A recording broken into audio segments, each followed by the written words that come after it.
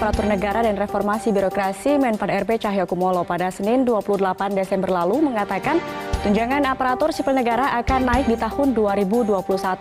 Dengan kenaikan tunjangan ini, Cahyo katakan setidaknya ASN dengan pangkat paling rendah akan menerima total pendapatan sekitar 9 hingga 10 juta rupiah. Sebelum kita bahas secara detail, mari kita simak pernyataan Menpan RB Cahyokumolo tersebut.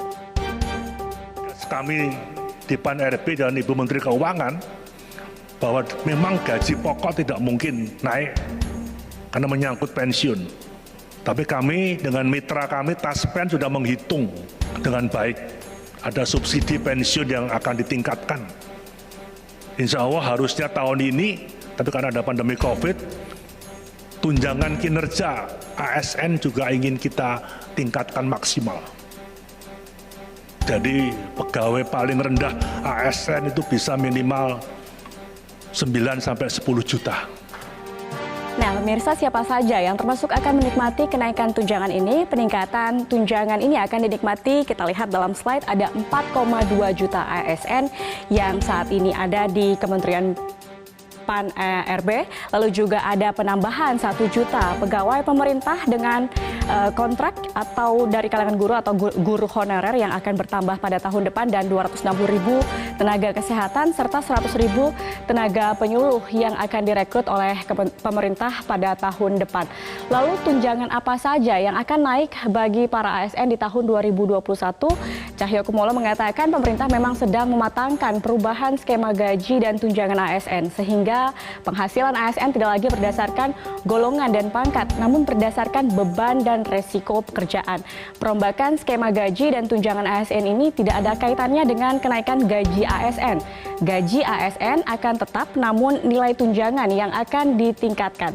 Skema baru tersebut merupakan bagian dari reformasi birokrasi asalkan kondisi keuangan negara ini memadai. Komponen gaji dan tunjangan dalam skema baru akan dirombak dengan menghapus banyak tunjangan. Kita lihat dalam slide berikutnya.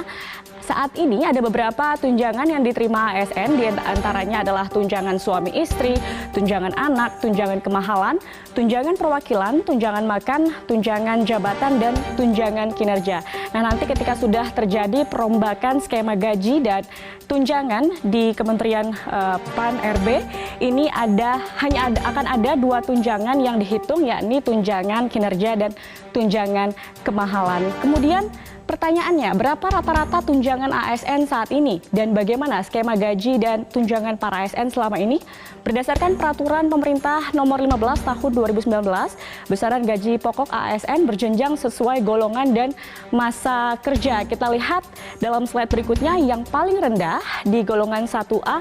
Kita lihat di sini lulusan SD atau SMP golongan 1A paling rendah mendapat gaji pokok sebesar 1.560.800 hingga 2.335.800. Ini tergantung masa kerjanya dan saya ambil contoh yang paling tinggi untuk golongan 4E.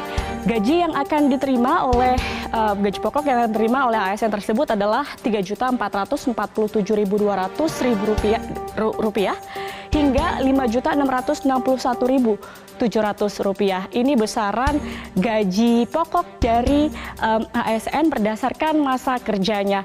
Selain itu ASN juga memiliki tunjangan yang besarannya berbeda-beda tergantung dari masa kerja, instansi